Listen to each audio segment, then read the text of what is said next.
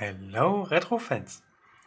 Welcome to yet another C64 related episode, and I'm really happy to present another project of the guy known as Frenetic.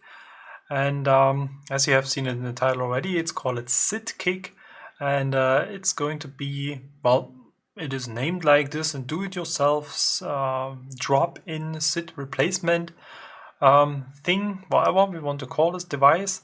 And in this video I want to go through the build, the installation, some of the features and some sound testing of this whole thingy.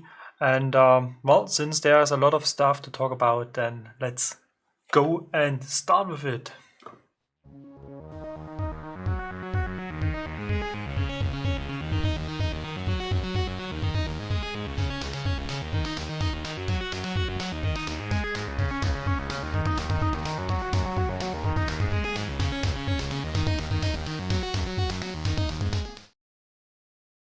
So initially, as I was just learning about this project, I thought, well, yet another SID replacement, and hopefully it's going to work fine, and well, so on. But actually, this is not meant in a negative way. It's just that we have already some SID replacements available, or more or less available, and they all have reached a certain level of perfection, and then they got sort of stuck there. And perhaps it would be really nice to have some kind of combined forces to create the one to rule them all, whatever we want to call this. And I just want to give you a very brief walkthrough of the available SID replacements.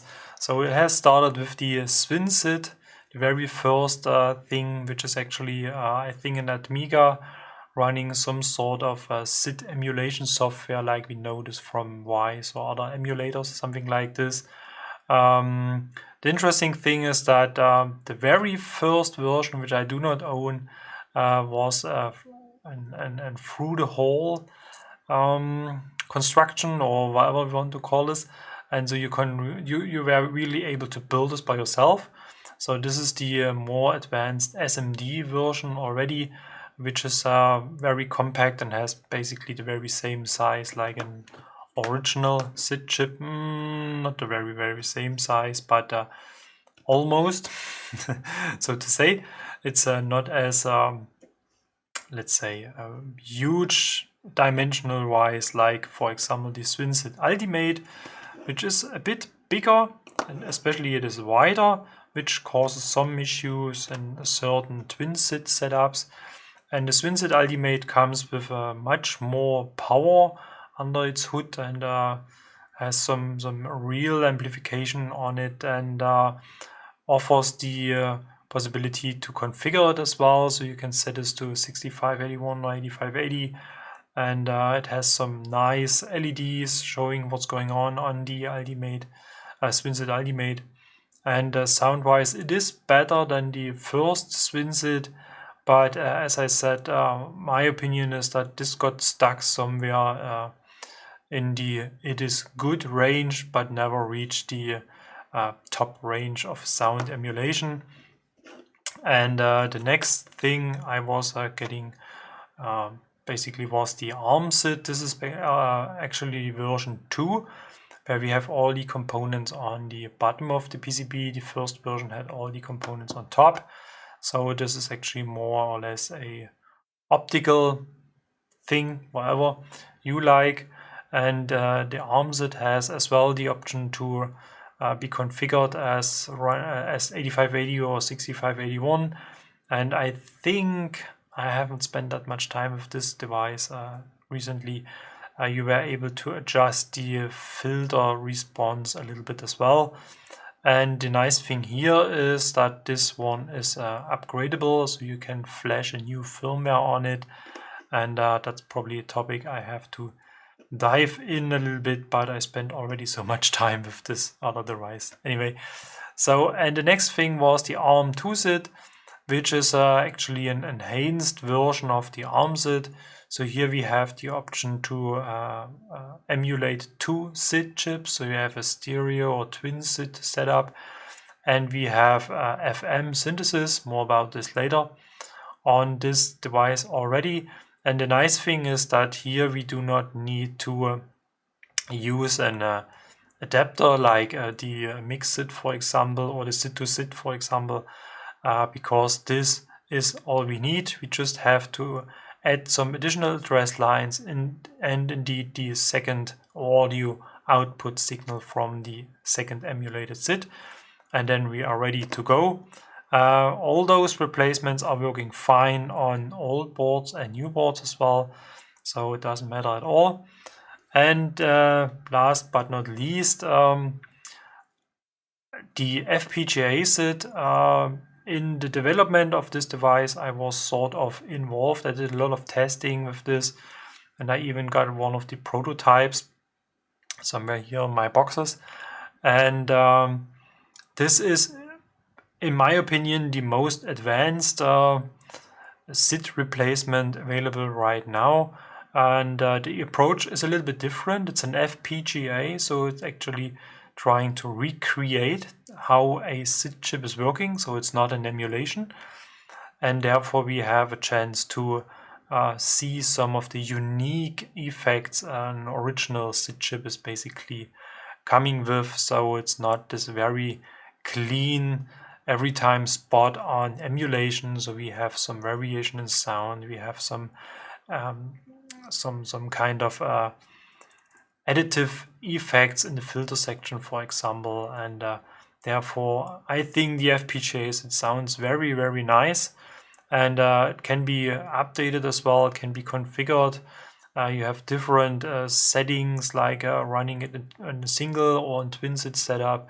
You run it in full stereo or pseudo stereo. You are able to disable voices per SID, and you can adjust the filter curve as well, and all those things. And actually this is a very nice but well expensive device, and I think this is actually the part where the SIDKick is sort of jumping in. I have already installed it on my board here just to save some time, because this video is going to be lengthy anyway.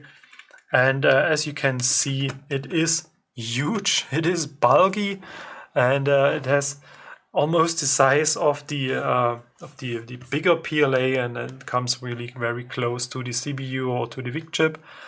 And the attempt is actually to have some sort of adapter PCB which provides all the required connection to run the so-called 10Z CPU on your C64. And the 10Z CPU is actually emulating the SID chip, like, well, in an emulator, like in Wise or something like this. And it is using the reSID SID engine, which is well commonly accepted, I think. And we have the option to have 2 versions of the reSID engine. I think it's 0.7 and 1. Or 0.6 and 1.0. And we have the chance to emulate 2 SID chips, and as well the FM synthesis part, which we are going to listen to in a couple of minutes.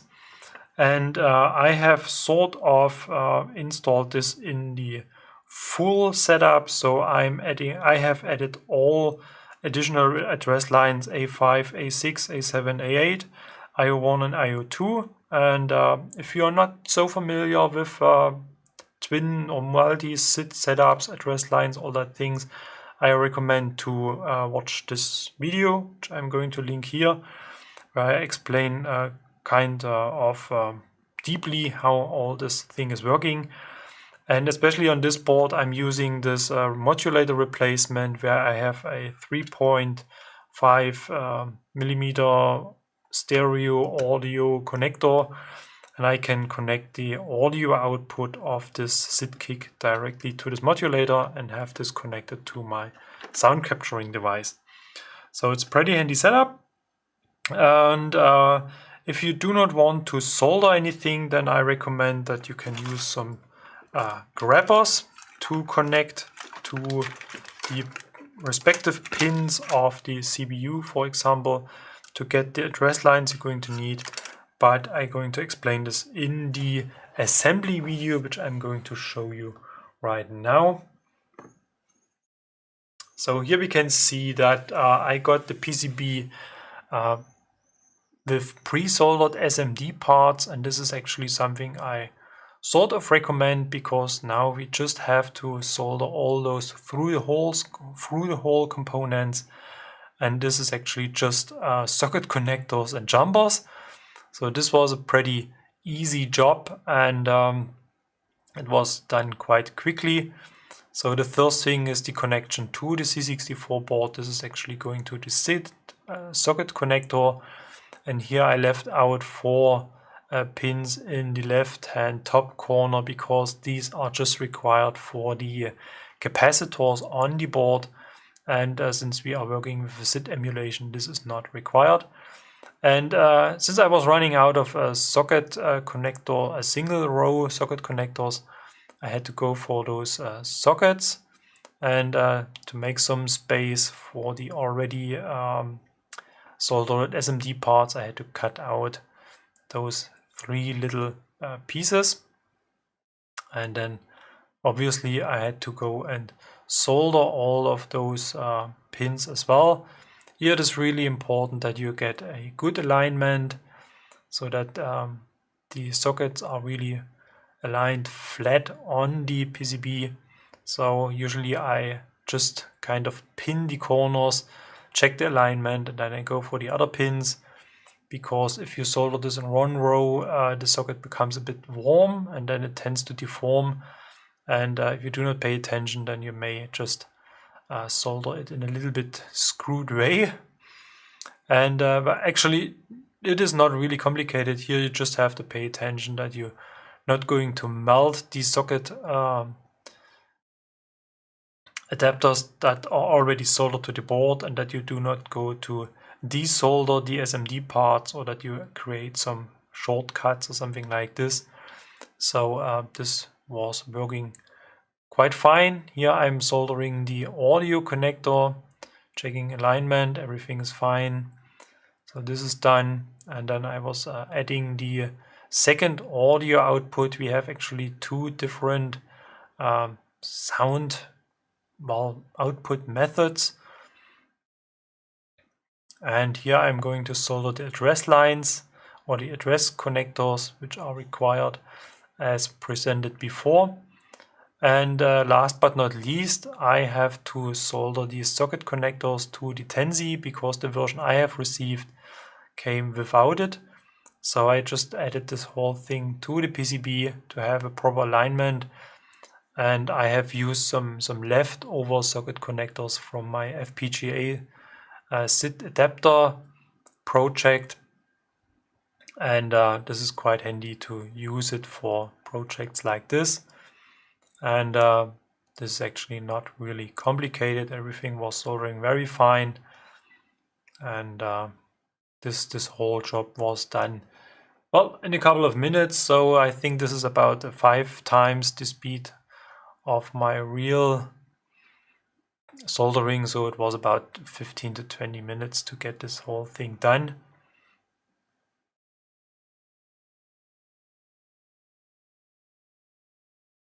So everything looks fine, and now it's about time to solder the power supply for the Tensi. Here we have the chance to either close this solder pads, or to add a jumper connector to the 2 pins, the 2 holes just beside it, and then we can use a jumper to disconnect the Tensi from the C64 board.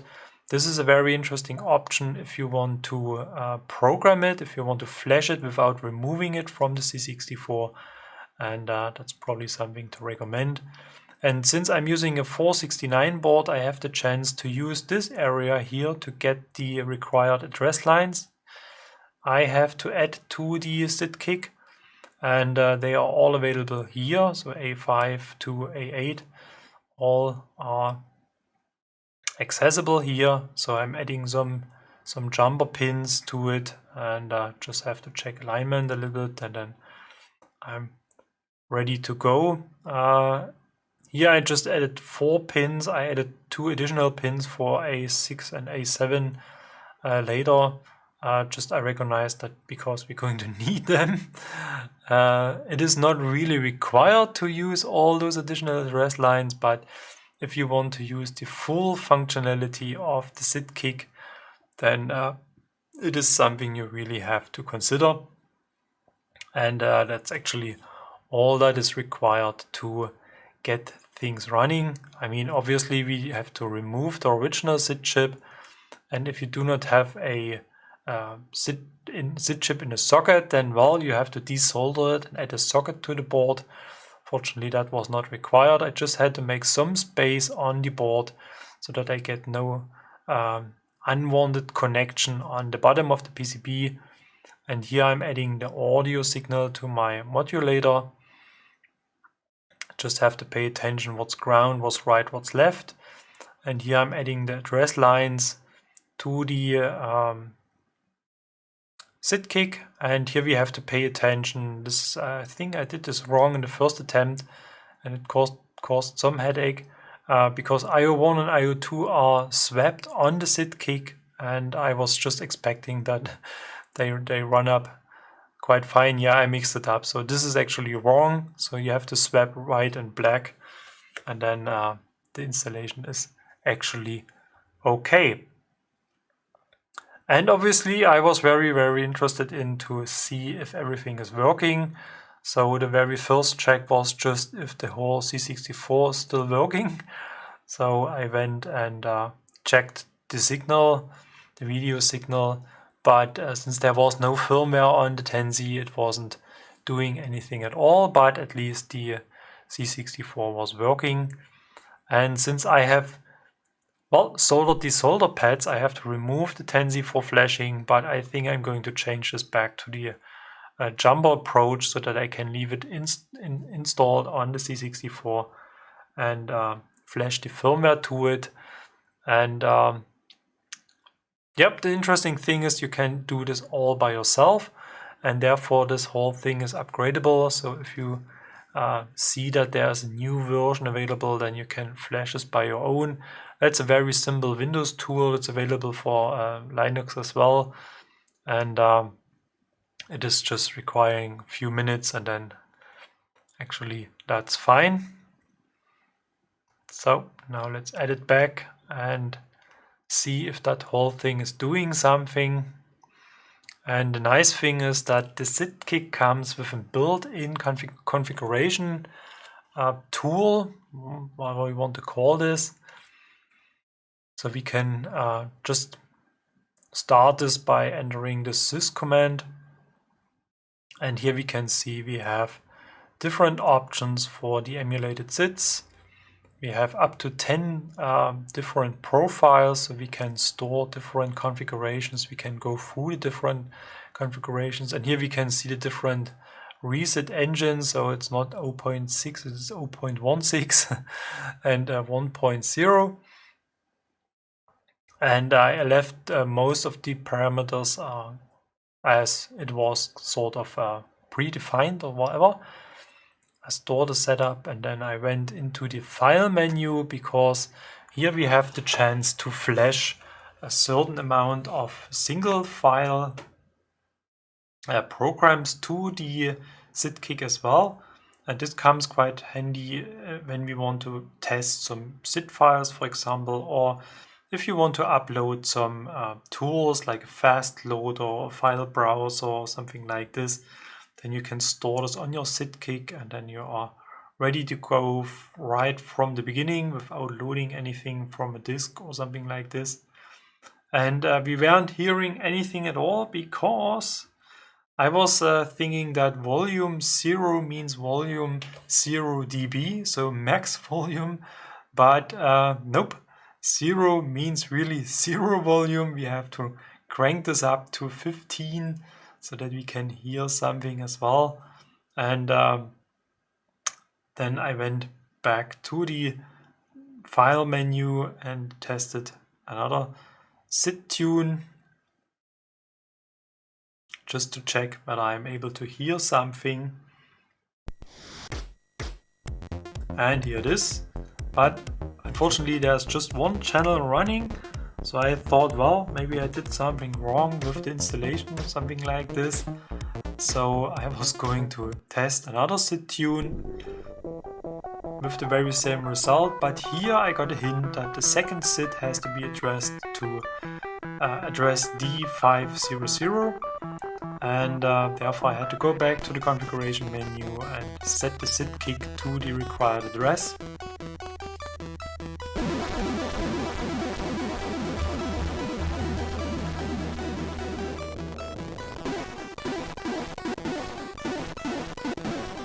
And it sounds a bit distorted because the SIDKick was trying to emulate a SID at address D420 and got some strange data there. So it's really important to set the right address, and then this time it was going to work.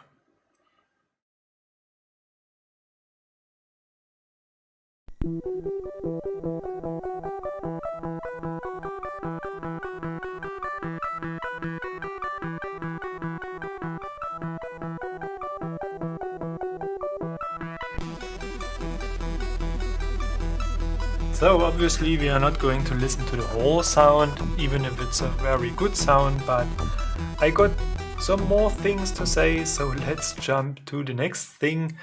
And this is actually, is the SIDKick working in combination with, for example, cartridges? So I have tested this with a couple of different cartridges, like the Ultimate 2 Plus, for example. Here it is important to keep in mind that if we want to use any other cartridge, like a freezer cartridge or game cartridge or something like this, then we really have to pay attention to the additional addresses we configure on the SIDKick, because this may collide with the cartridge address room. And another thing I was testing, indeed, everything that's related to sound has to go through my Messiah test, so to say. And if we configure the SIDKick in the same way like the SID to SID adapter, for example, so running the second SID at address DE00, then Messiah is working fine.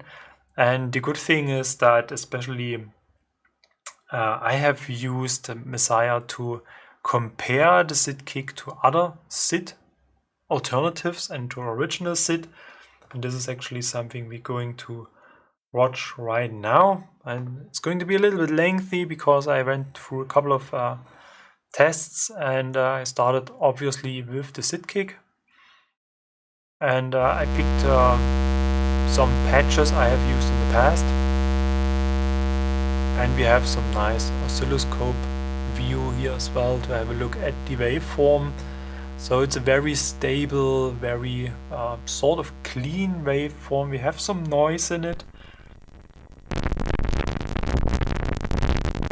Here it sounds a bit strange because this patch requires that we can read from the SID chip. Messiah is using the third oscillator as an LFO, and if it can't read from the SID chip, then this is obviously not working.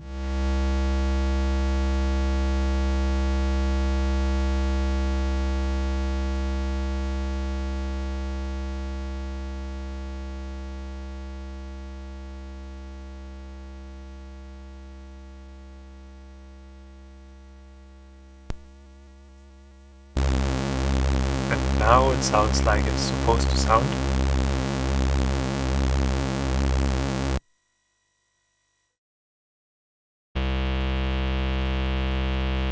Here we have some combined waveforms.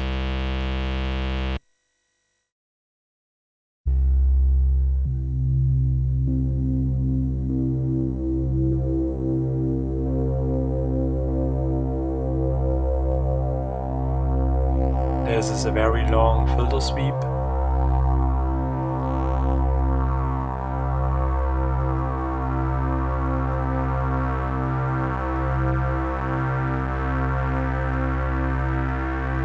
And here left and right isn't the correct, isn't the very same signal because I have set some detune in Messiah.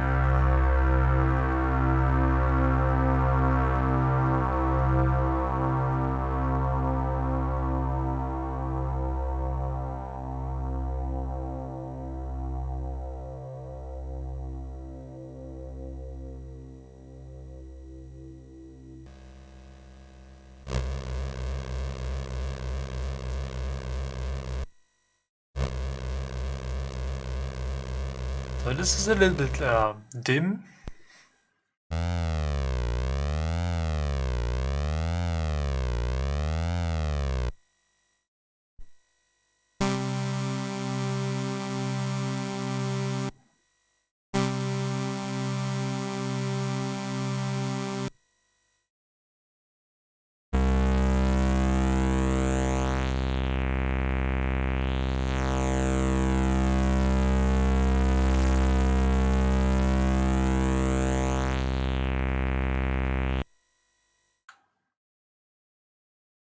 And as another example, I was using the baseline module of Messiah to get some nice 303 like sounds.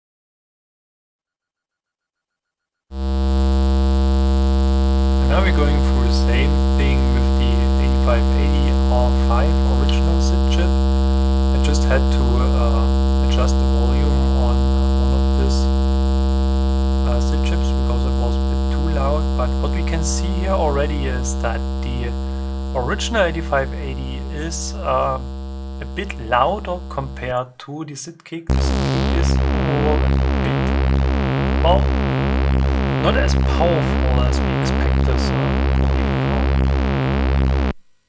a SID replacement or an original SID chip. And what we can see here right now is that the waveform looks way more cleaner compared to the SIDKick.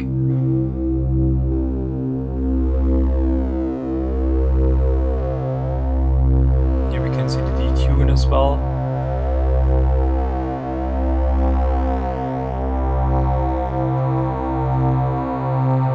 My impression is that the filter response of the SIDKick is a bit too snappy, so it looks like that the filter curve increases a bit too much depending on the set value, but that's probably something that is configurable in the configuration menu. Just have to spend a bit more time getting through all those parameters.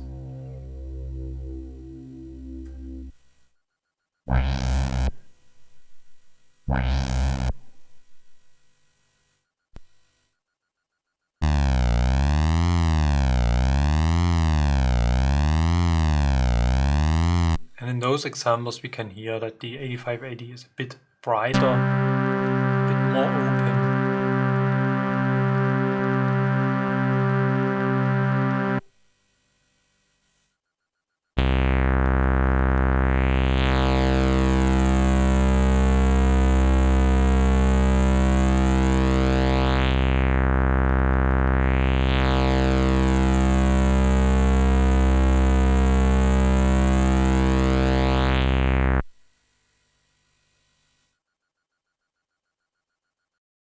Unfortunately, I forgot to record the 303 part.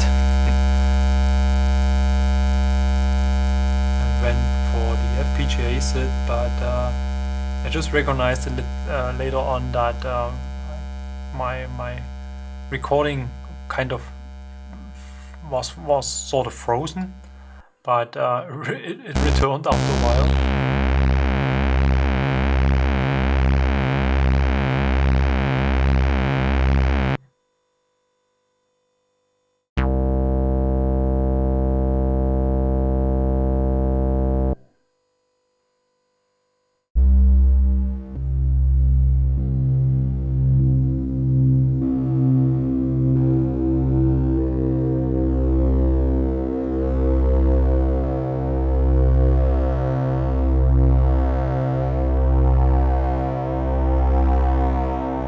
The FPGA SID sounds and looks quite similar to the original 8580, and it is a bit more filtered. It's a little bit, it's not as bright as the 8580, but this can be adjusted as well. But I think in terms of emulation or recreation, so not software that's running there, we are coming very, very close to the original SID chip.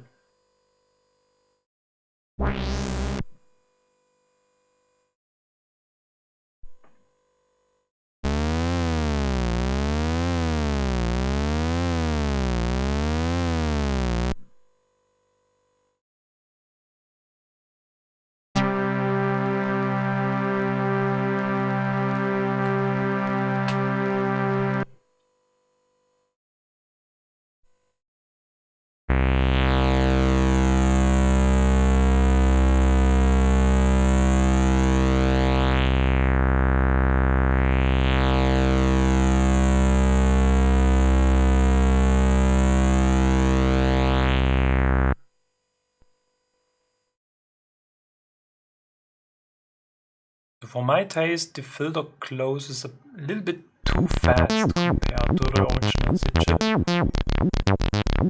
which gives the FPGAs some sort of a sharp sound.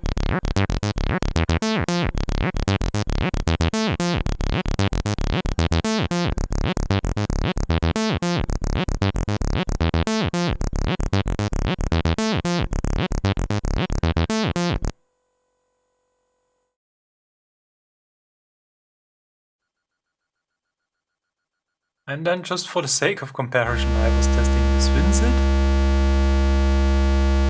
and as we can see, the waveform is a little bit jumpy and all over the place.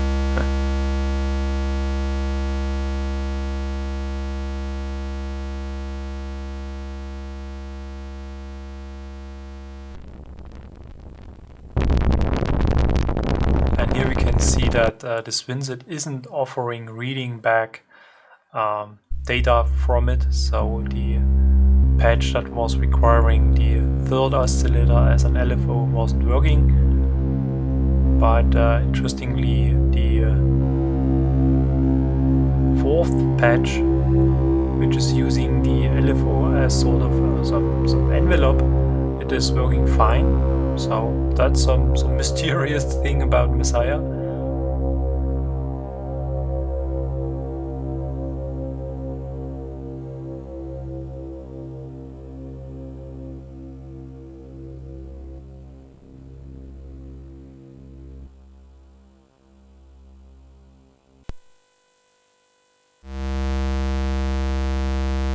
Unfortunately, I just had one ARM SID at hand. I had to run this in a single SID setup, but I forgot to record this in mono, so I'm sorry for the blank channel.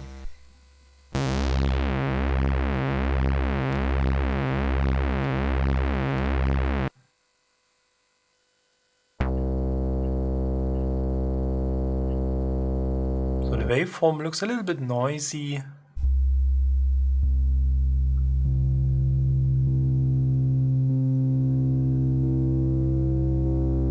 But overall, the ARM SID is doing very fine here as well. And as I said, it can be adjusted.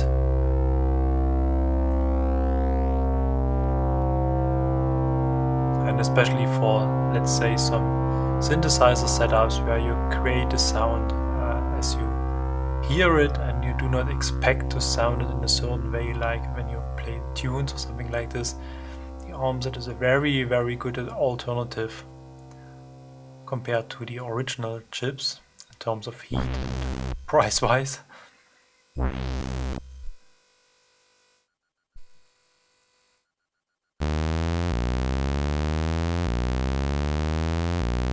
Here it is doing some strange things. We have a loop effect that's originally not included, which we can hear as well. Here, we can hear here as well.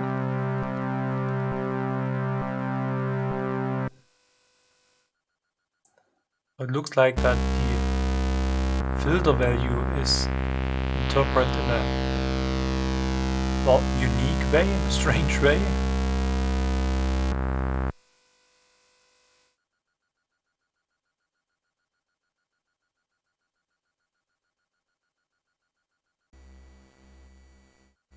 And the last one, SID Ultimate.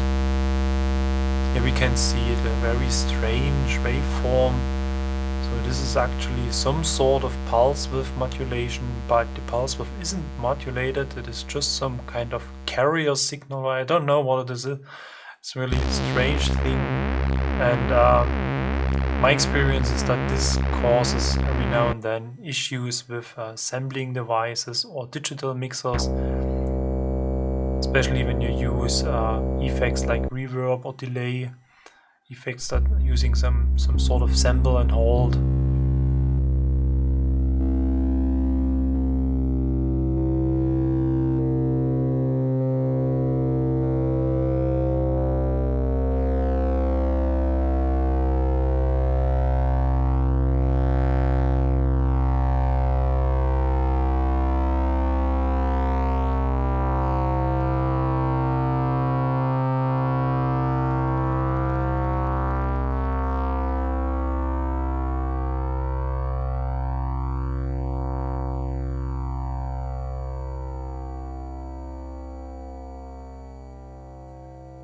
So, and this is actually my full comparison. Well, probably not full, but I think I went through a couple of interesting settings to make those SID chips, SID replacements comparable. And the last thing I'd like to present to you is actually this so-called FM synthesis. So let's jump to the C64, which is actually switched off. And then we can run a demo right from the SIDKick. Since we have this very comfortable PRG launcher, just have to check whether we have the right configuration, and it looks quite fine to me. So, and we can go for an FM synthesis only demo first.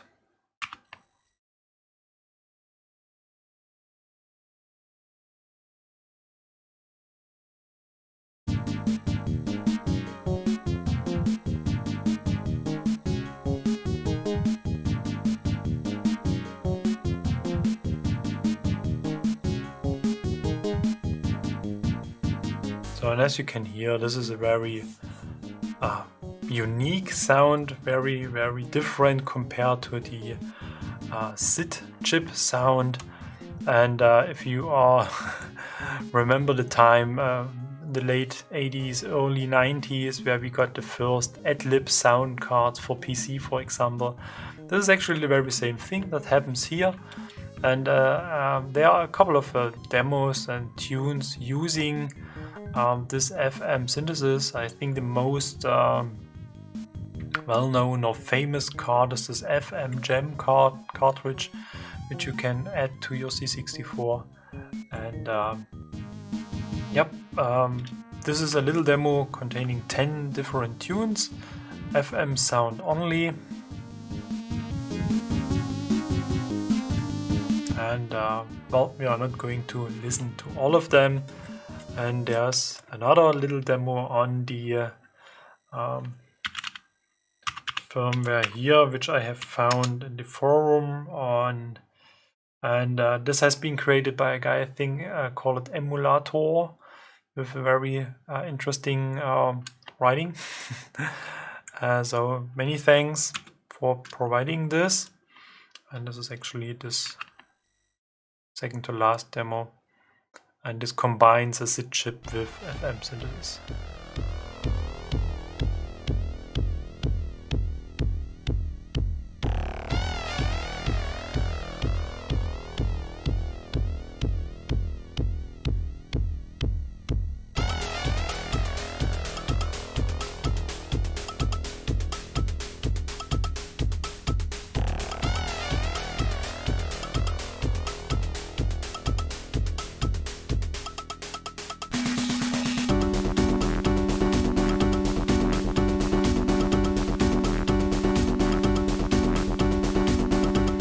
Okay, so I think that's enough about this, and so we're slowly coming to an end about this whole SIDKick replacement project. One feature I haven't mentioned so far is that we can add a little switch to the SIDKick and cycle through the different profiles. I can emulate this by just touching this pin here.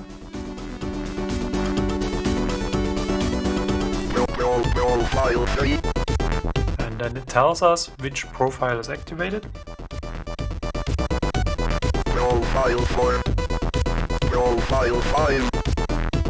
And since most of those profiles are equally, there's no change in sound, but here we got a chance to configure different addresses, mono, twin SID, setups and all that things.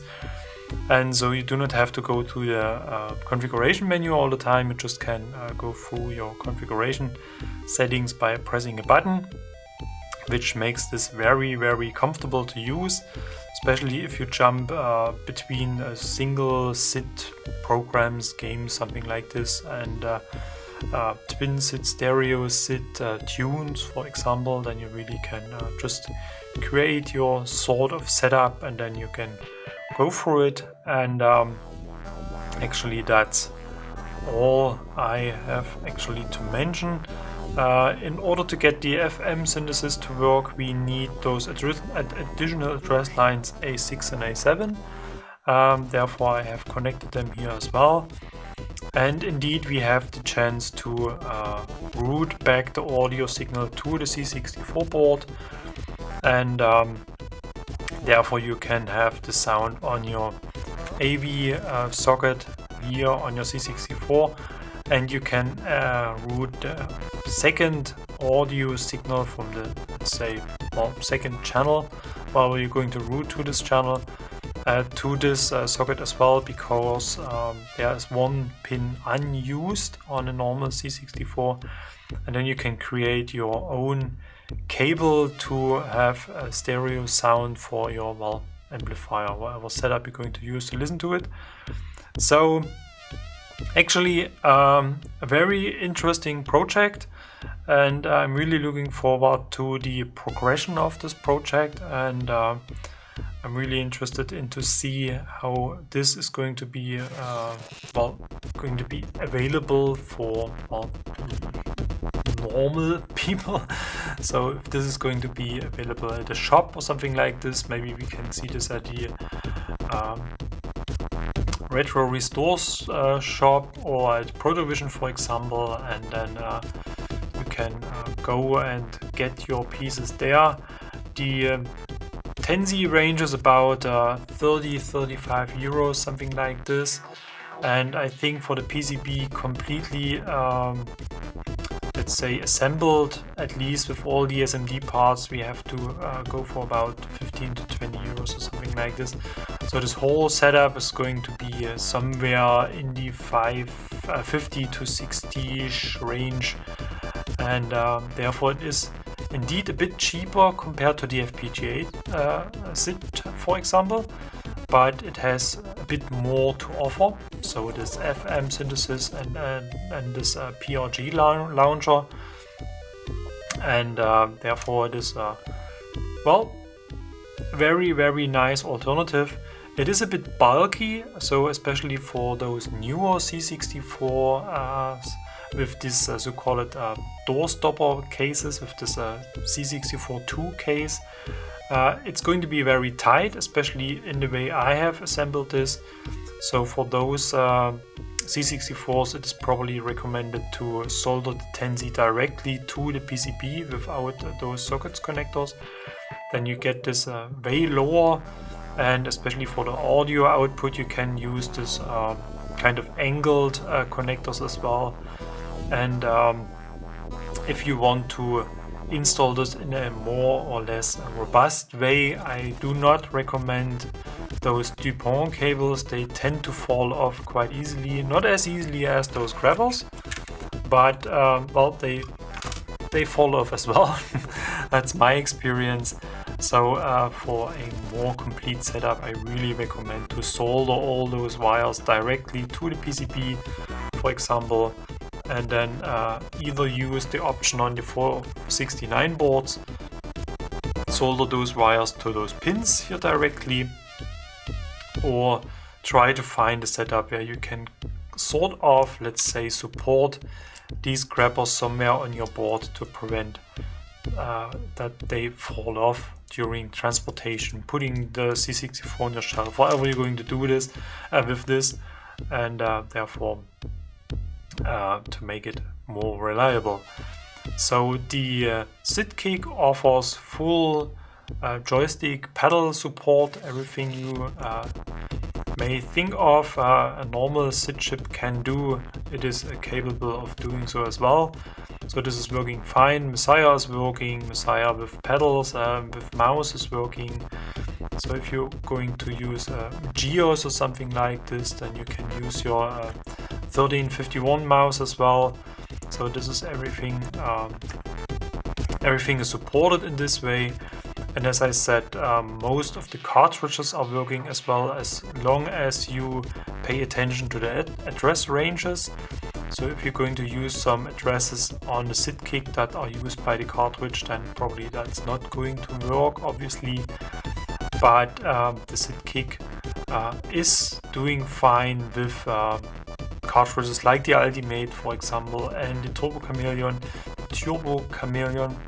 I really have to remember that I have to pronounce it this way. And well, it is just a matter of how you set this whole thing up. So I'm going to spend some more time on digging into the different parameters like we have available in the menu. But I thought that's going to be too much for this video anyway.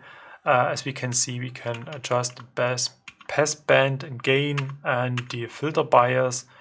And especially if we dig into the 6581 emulation, then this is really required to get this in a range where you going to be satisfied. It depends heavily on the tunes you're going to play. So there are a few examples like Flimbo's Quest and Light Force, where you really can listen how your 6580 is actually performing, either if it's an original or if it's a replacement.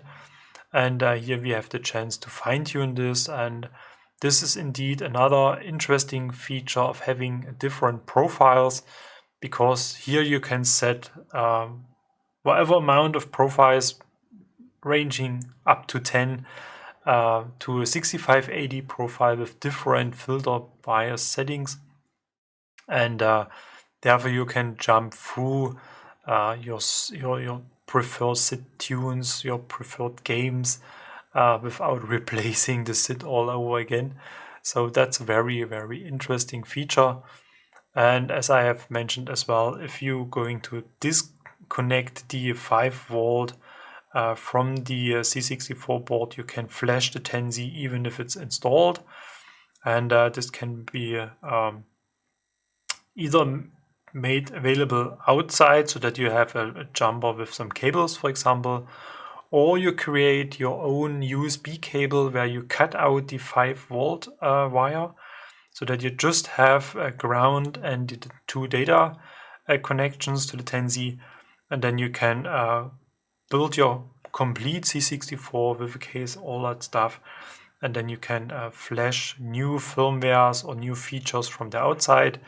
In order to make this PRG launcher to work, you have to create your own firmware using the original provided firmware.